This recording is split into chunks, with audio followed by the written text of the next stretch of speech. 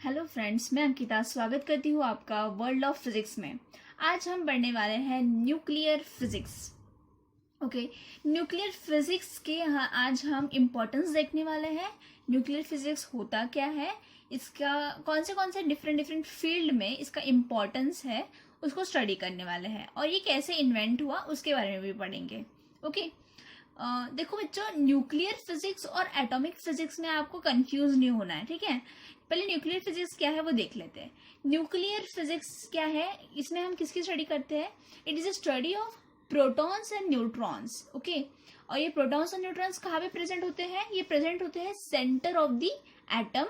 Okay, तो हम nuclear physics में क्या पढ़ते हैं? प्रोटॉन्स और न्यूट्रॉन्स के बारे में पढ़ते हैं और इन दोनों के इंटरैक्शंस के बारे में पढ़ते हैं। इंटरैक्शंस मतलब इन दोनों के बीच में होने वाले जो इनके बीच के जो इंटरैक्शंस है और उनसे होने वाले जो डिफरेंट यूजेस है, उसको ये कंप्लीट स्टडी जो है, इसकी स्टडी हम न्यूक्लियर फिजिक्स में करते हैं। जो अभी मैं आपको कह रही थी कि न्यूक्लियर फिजिक्स और एटॉमिक फिजिक्स, तो देखो एटॉमिक फिजिक्स ये अलग है। एटॉमिक फिजिक्स में क्या होता है, हम पूरे एटम की स्टडी करते हैं। एटॉमिक फिजिक्स में क्या होता है, उसमें न्यूक्लियर तो होता है, मतलब न्यूक्लियस मतलब प्रोटॉन्स और न्यूट्रॉन्स तो होते हैं, लेकिन साथ में इलेक्ट्रॉन्स की भी स्टडी की जाती है। उसको हम एटॉमिक फिजिक्स कहते हैं। तो ये थोड़ा सा डिफरेंट है क्योंकि इसके अंदर इलेक्ट्रॉन्स भी आते हैं। लेकिन न्यूक्लियर फिजिक्स में हम सिर्फ न्यूक्लियस के बारे में स्टडी करते हैं, जिसमें सिर्फ प्रोटॉन्स और न्यूट्रॉन्स आता है। अच्छा, साथ में आपको एटम का स्ट्रक्चर भी दिखा देती हूँ। अगर हम इसके एटम के बारे में बात ही कर रहे तो एटम कैसा रहेगा हमारा? बीच में होता है, एट द सेंटर में होता है न्यूक्लियस, जिसके बारे में हम बात कर रहे हैं, जिसके अंदर क्या होता है? प्रोटॉन्स होते हैं, बहुत सारे प्रोटॉन्स होते हैं और बहुत सारे न्यूट्रॉन्स होते हैं। और इसके सराउंडिंग में बहुत सारे डिफरेंट डिफरेंट ऑर्बिट्स रहेंगे और अलग अलग ऑर्बिट में आपको मिलेंगे इलेक्ट्रॉन्स। और हर एक ऑर्बिट में इलेक्ट्रॉन्स की जो स्ट्रेंथ है वो फिक्स होती है, जो कि वैरी करती है विद द कि कौन सा आपका एटम है। ओके, एटम ये आपको बेसिक इंफॉर्मेशन के लिए मैंने आपको बताया है, राइट। तो ये सेंटर में आपको जो दिख रहा है ये क्या है? हमारा न्यूक्लियस। और एटॉमिक फिजिक्स में ये न्यूक्लियस और ये पूरे इलेक्ट्रॉन्स इसकी स्टडी होगी, लेकिन न्यूक्लियर फिजिक्स में सिर्फ प्रोटॉन्स और न्यूट्रॉन्स, मतलब हम सिर्फ इस न्यूक्लियस के बारे में बात करेंगे।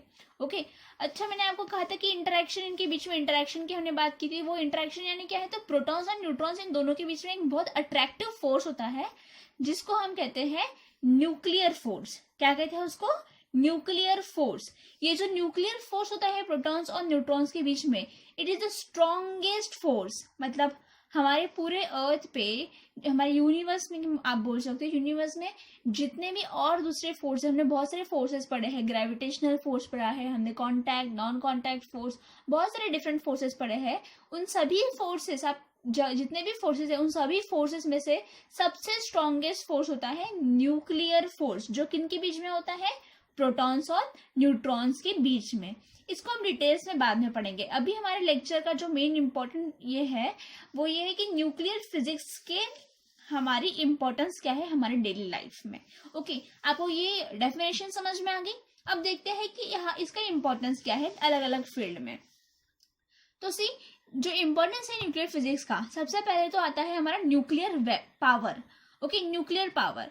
हमारे इंडिया में 7 न्यूक्लियर प्लांट्स है जहां पे हम न्यूक्लियर एनर्जी प्रोड्यूस करते हैं। और इस न्यूक्लियर एनर्जी को हम कहाँ यूज करते हैं? इसको यूज करते हैं इलेक्ट्रिसिटी प्रोडक्शन में।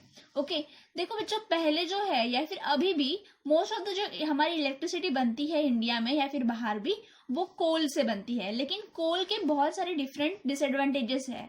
उसमें कोल से बनने वाली जो एनर्जी है उसमें बहुत ज्यादा पोल्यूशन होता है। ओके, और वो उतनी रिन्यूएबल भी नहीं है।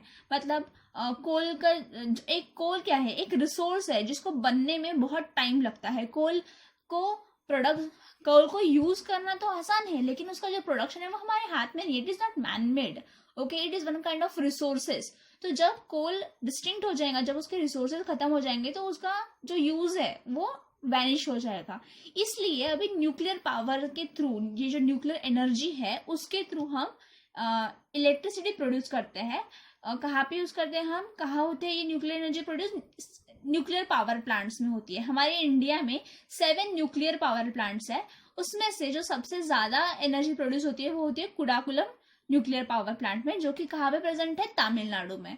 हम सेपरेटली इनके बारे में भी स्टडी करेंगे जब इसके एप्लीकेशंस के बारे में हम बात करेंगे।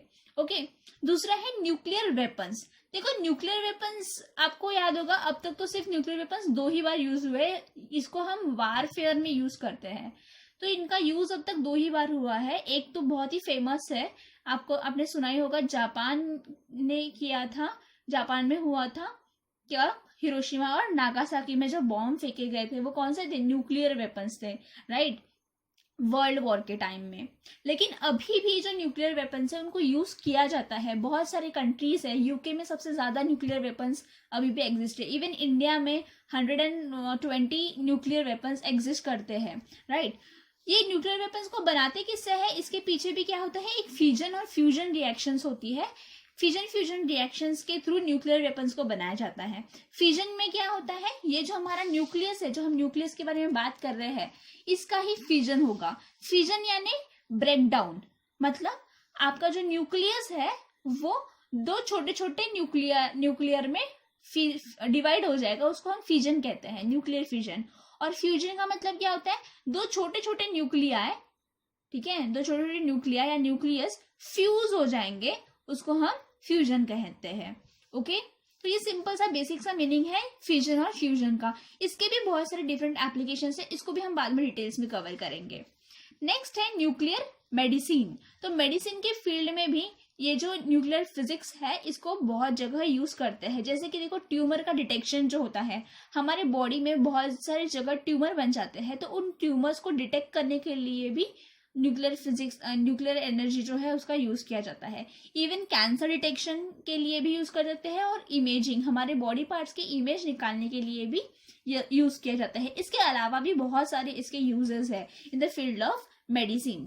देन मैग्नेटिक रेजोनेंस इमेजिंग, ये तो आपने बहुत बार सुना होगा, दैट इज, इसको हम शॉर्ट में क्या कहते हैं, एमआरआई। एमआरआई स्कैनिंग आपने बहुत बार सुना होगा, हम एमआरआई स्कैन करते हैं हमारे बॉडी पार्ट्स का। अगर बॉडी पार्ट में कहीं पेन हो रहा है या कुछ भी हो रहा है, तो हमारे बॉडी में जो डिफॉल्ट है उसको डिटेक्ट करने के लिए एमआरआई किया जाता है। तो ये जो एमआरआई मशीन होती है, इसके अंदर भी जो टेक्निक यूज होती है, उसके अंदर जो मैग्नेट यूज होते हैं, उसमें बहुत बड़ा जो इन्वॉल्व है वो किसका है, न्यूक्लियस का, यानी फिजिक्स हमारा इन्वॉल्व होता है।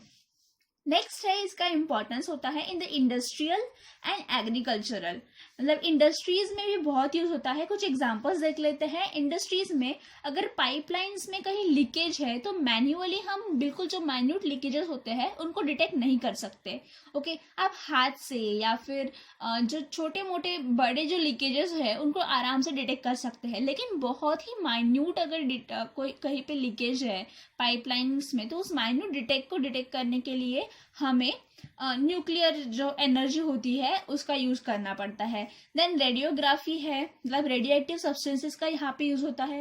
रेडियोएक्टिव सब्सटेंस भी किससे रेटेड है, न्यूक्लियस से ही रेटेड है। रेडियोएक्टिव सब्सटेंस जो है दे आर नथिंग, यूरेनियम आपने सुना होगा, यूरेनियम, ठीक है, uranium, radium, okay.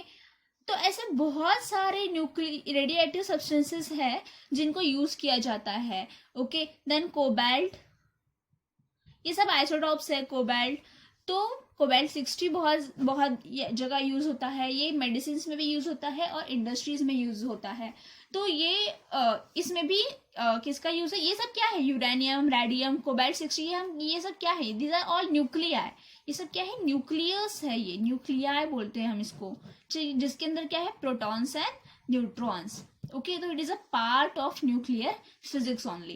Then oil well की स्टडीज के लिए भी हम इसको यूज करते हैं। फिर एग्रीकल्चरल आइसोटॉप्स, एग्रीकल्चरल के अंदर भी फूड को इम्प्रूव करने के लिए, क्रॉप्स को इम्प्रूव करने के लिए और फूड को प्रिजर्व लॉन्ग टाइम के लिए प्रिजर्व करने के लिए भी जो आइसोटॉप्स यूज होते हैं, ये isotopes are nothing but they are the nuclei, ठीक है। वन एग्जाम्पल इज कोबाल्ट 60, इसको भी it is one of the agricultural isotope only. Then pest control करने के लिए भी इन एग्रीकल्चरल फील्ड किसका यूज करते हैं हम, न्यूक्लियाइज का यूज करते हैं।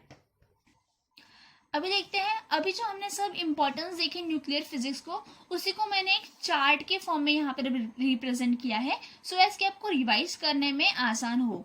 ओके उसमें एक एड ऑन है यहाँ पे, देखो, study to understand the universe. सबसे इम्पॉर्टेंट जो इसका इम्पोर्टेंस है न्यूक्लियर फिजिक्स का, वो है यूनिवर्स की स्टडी में, राइट। अभी भी ये जो nuclear physics is a it is a modern physics, right. इसमें और बहुत सारे डेवलपमेंट अभी भी हो रहे हैं। ओके तो यूनिवर्स की, अगर यूनिवर्स को समझने के लिए हमारा एग्जिस्टेंस कैसे हुआ, यूनिवर्स कैसे एग्जिस्ट किया है, बिग बैंग थ्योरी आपने सुनी होगी, या फिर हम कहते हैं कि जो यूनिवर्स है वो एक्सपांड होते जा रहा है, हम एलियंस की बात करते हैं, हम अनदर प्लैनेट एग्जिस्ट करता है कि नहीं, इसके बारे में बात करते हैं। तो जो बिग बैंग थ्योरी है उसके पीछे भी बहुत जो important part function main play करता है वो किसका है, न्यूक्लियस का ही है। प्रोटॉन्स और न्यूट्रॉन्स के थ्रू ही बिग बैंग थ्योरी का बेस जो है वो वहीं से शुरू होता है।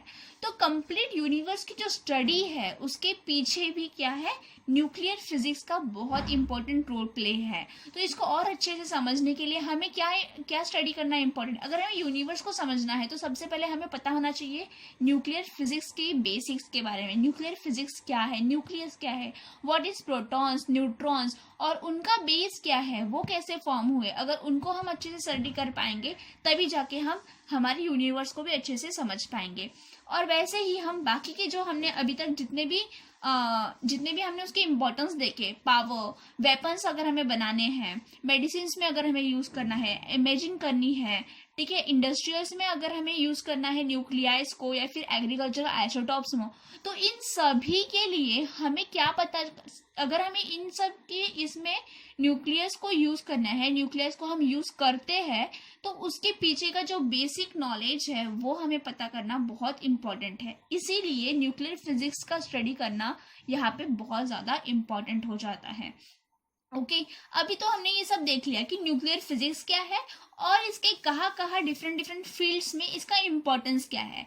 लेकिन ये जो न्यूक्लियर फिजिक्स है इसका बेस क्या है, या फिर ये सबसे पहले जो न्यूक्लियस है इसको किसने इन्वेंट किया था वो देखते हैं। तो देखो बच्चों, सबसे पहले तो देखते हैं बेसिक स्ट्रक्चर। तो हमें पता है जितने भी सब्सटेंस एग्जिस्ट करते हैं हमारे यूनिवर्स में वो किससे बनते हैं, they are made up of matter. जितने भी सब्सटेंस है वो बनते हैं मैटर से, और मैटर का सबसे स्मॉलेस्ट जो पार्टिकल होता है उसको हम कहते हैं एटम। एटम का स्ट्रक्चर मैंने अभी आपको बताया था, सबसे पहले होता है न्यूक्लियस, और उसके सराउंडिंग में होते हैं ऑर्बिट्स में रिवॉल्व कर रहे होते हैं बहुत सारे electrons, right. It is just like our solar system, you could say कि बीच में सन है और आजू बाजू में क्या है, बहुत सारे डिफरेंट डिफरेंट प्लैनेट्स है। बस सोलर सिस्टम में एक ऑर्बिट में एक ही प्लैनेट होता है, यहाँ पे थोड़ा सा स्ट्रक्चर डिफरेंट है, लेकिन आप उस तरह से याद कर सकते हो। तो ये हमारा जो न्यूक्लियस है, राइट। तो देखो एटम के अंदर क्या आएगा, न्यूक्लियस आएगा जिसके अंदर प्रोटॉन्स और न्यूट्रॉन्स भी है, और आएंगे इलेक्ट्रॉन्स। और न्यूक्लियस की बेसिकली न्यूक्लियस के अंदर क्या आएगा, तो प्रोटॉन्स एंड न्यूट्रॉन्स, जिसकी ये जो पार्ट है जिसकी हम स्टडी कर रहे हैं उसको हम कहते हैं न्यूक्लियर फिजिक्स। अभी ये जो प्रोटॉन्स न्यूट्रॉन्स है या फिर जो न्यूक्लियस है, ये सबसे पहले हमें बताया किसने कि न्यूक्लियस होता है करके। ये हमें कैसे पता चला, या फिर ऐसा कौन सा एक्सपेरिमेंट है जिसके थ्रू हमें न्यूक्लियस के बारे में पता चला। तो वो जो साइंटिस्ट है जिन्होंने हमें ये बताया वो थे अर्नेस्ट रुदरफोर्ड। ओके इनका नाम आपने सुना होगा, आपने बेसिकली 8th क्लास के साइंस के बुक में रुदरफोर्ड मॉडल, या फिर 9th और 10th में आपको गोल्ड फॉइल एक्सपेरिमेंट आपने पढ़ा होगा। ओके तो क्या होता है gold foil experiment, right. Gold foil experiment को हम न्यूक्लियर मॉडल भी कहते हैं। क्यों इसको न्यूक्लियर मॉडल कहते हैं, क्योंकि इसके अंदर न्यूक्लियस जो है, न्यूक्लियस एग्जिस्ट करता है, ये रुदरफोर्ड ने हमें बताया था। रुदरफोर्ड जो थे उन्होंने हमें और बहुत सारे डिफरेंट फील्ड में भी उन्होंने स्टडी की है। उन्होंने रेडियो एक्टिव सब्सटेंसेस जो होती है उनके बारे में भी बहुत स्टडी की है, राइट। लेकिन हमारा उनका जो it is not just Rutherford जिन्होंने ये एक्सपेरिमेंट परफॉर्म किया, लेकिन नाम तो रुदरफोर्ड एज साइंटिस्ट रुदरफोर्ड का ही सर का ही हम लेते हैं, लेकिन इनकी जो टीम है उनका भी बहुत ज़्यादा इम्पोर्टेंट रोल रहा है ये जो मॉडल है इसको सामने लाने में। ओके तो Rutherford and the complete team उन्होंने मिलके, देखो कोई भी अगर इन्वेंशन होता है तो वो एक दिन में नहीं होता है, राइट। और उसमें किसी एक का या फिर एक दिन का इफर्ट्स नहीं होता है। जब भी कोई हिस्ट्री बनती है या भी कुछ इन्वेंट होता है तो उसके पीछे बहुत सारे लोगों का साथ होता है, तभी जाके कुछ बड़ा जो है वो इन्वेंट होता है। Okay, so let's start. तो ये जो गोल्ड फॉइल एक्सपेरिमेंट है या फिर न्यूक्लियर मॉडल है, उसके बेसिक 3 जो इम्पॉर्टेंट पॉइंट्स है, फीचर्स आप बोल सकते हो, वो हम यहाँ पे डिस्कस कर लेते हैं। अगर आपको इसकी डिटेल्स चाहिए तो मैं आपको रुदर गोल्ड फॉइल एक्सपेरिमेंट जो है ये सेपरेटली अलग लेक्चर में इसको कंप्लीट डायग्राम के साथ हम इसको समझ लेंगे। ओके, फिलहाल देखते हैं इसकी फीचर्स क्या है। तो क्या कहता है हमारा न्यूक्लियर मॉडल या फिर रुदरफोर्ड ने हमें क्या बताया था एक्सपेरिमेंट के थ्रू। उन्होंने कहा था कि जो हमारा एटम है उसके अंदर एक सेंट्रल पार्ट है। तो एटम में एक सेंट्रल पार्ट है जहाँ पे न्यूक्लियस होता है, और उसके न्यूक्लियस के सराउंडिंग में बहुत सारी वैकेंट या एम्प्टी स्पेस है, और वो जो एम्प्टी स्पेस है वहां पे छोटे छोटे इलेक्ट्रॉन्स होते हैं। तो एटम कंटेन सेंट्रल पार्ट जिसको न्यूक्लियस कहते हैं, एंड इट इज सराउंडेड, मतलब nucleus is surrounded by empty space and there exist some of the electrons. उनका सेकेंड पॉइंट ये था कि ये जो न्यूक्लियस है वो पॉजिटिवली चार्ज्ड है। न्यूक्लियस कैसा चार्ज है? Positively charge. अभी ये पॉजिटिवली चार्ज क्यों है? क्योंकि हमने देखा था कि न्यूक्लियस के अंदर क्या प्रेजेंट है, इसके अंदर प्रेजेंट है प्रोटॉन्स और होते हैं न्यूट्रॉन्स, सॉरी नॉट और एंड, प्रोटॉन्स एंड न्यूट्रॉन्स। तो ये जो प्रोटॉन्स है इनके पास पॉजिटिव चार्ज होता है। प्रोटॉन्स के पास कौन सा चार्ज होता है? Positive charge. और neutrons has no charge, neutrons के पास कोई चार्ज नहीं है। तो बताओ न्यूक्लियस में प्रोटॉन्स और न्यूट्रॉन्स है, एक के पास तो चार्ज ही नहीं है, तो पूरा न्यूक्लियस के ऊपर चार्ज कौन सा रहेगा? प्रोटॉन्स का, दैट इज पॉजिटिव चार्ज। इसलिए न्यूक्लियस को हम पॉजिटिवली चार्ज कहते हैं। देन जो साइज होता है न्यूक्लियस का ये बहुत बहुत छोटा होता है, very very small as compare to the atomic size. हमारा जो पूरा एटम है उसमें, इसमें मैंने 2 ही ऑर्बिट निकाले, इसमें बहुत सारे नंबर ऑफ ऑर्बिट्स होते हैं। तो ये जो न्यूक्लियस है इसका साइज कंपेरेटिवली बहुत छोटा है then that of the complete the structure of the atom. लेकिन ये भी ध्यान रखना है आपको कि ये जो न्यूक्लियस है इसका मास, मतलब पूरे एटम का जो मास है वो पूरा मास आपको कहाँ मिलेगा? इस न्यूक्लियस के अंदर ही कॉन्सेंट्रेटेड मिलेगा। ओके, तो यहाँ पे हमने न्यूक्लियर फिजिक्स का जो टॉपिक है इसको ऑलमोस्ट कंप्लीटली कवर किया है। अभी इसके जो बेसिक्स है, इसके जो डिटेल्ड में अगर आपको डिटेल्ड लेक्चर्स में लूंगी आपके हर एक डिफरेंट फील्ड्स में, और नेक्स्ट लेक्चर हम लेंगे गोल्ड फॉइल एक्सपेरिमेंट के न्यूक्लियर मॉडल में। Okay, thank you for listening.